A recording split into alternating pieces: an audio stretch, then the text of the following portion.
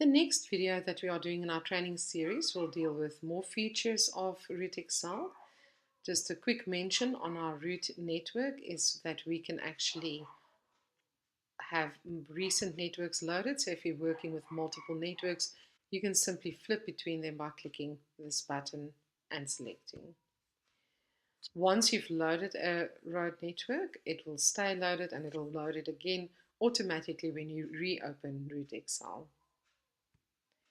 The first feature we're going to deal with is the point-to-point routing.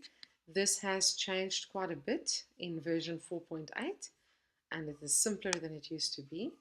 So to simply work with this, I'm going to change this to time in terms of optimization, and I'm going to just click on draw on click, and as we click, our route starts appearing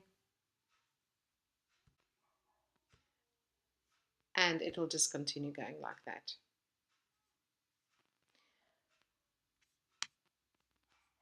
If you make one of these bigger, you will see the different nodes, and these will all have the time and distance, which is weight and additional weight.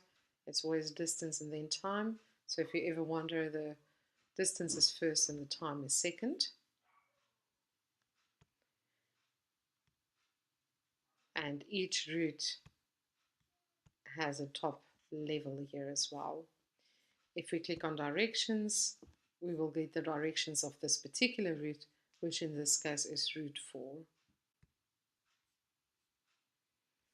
which you can then copy and paste and send to somebody else.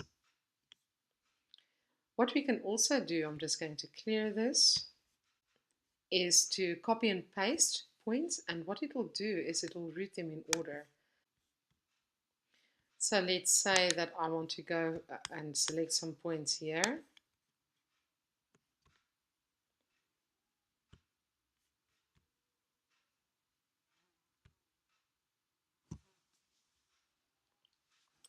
It will then, in order, draw every route. Let me just zoom fit to this.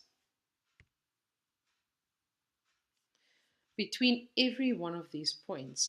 So to show this, I'm going to turn on themes or colors. And I'll choose index as my color column because that is the route number.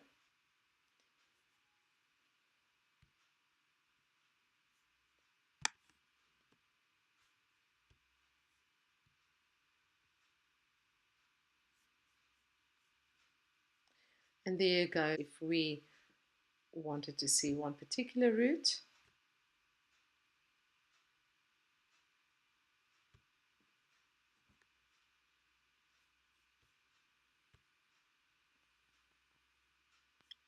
there is that little route.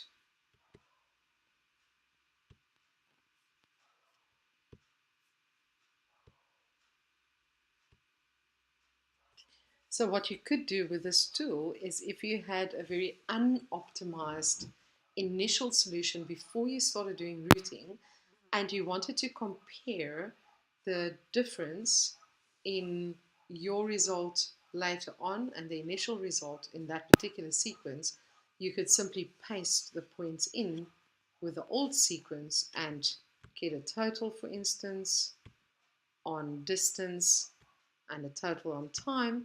And then when you did your optimization, you would then be able to compare these numbers and see how much your solution is actually optimized. So that's a very simple explanation of point-to-point routing, and I will now complete this video and move on to the next one.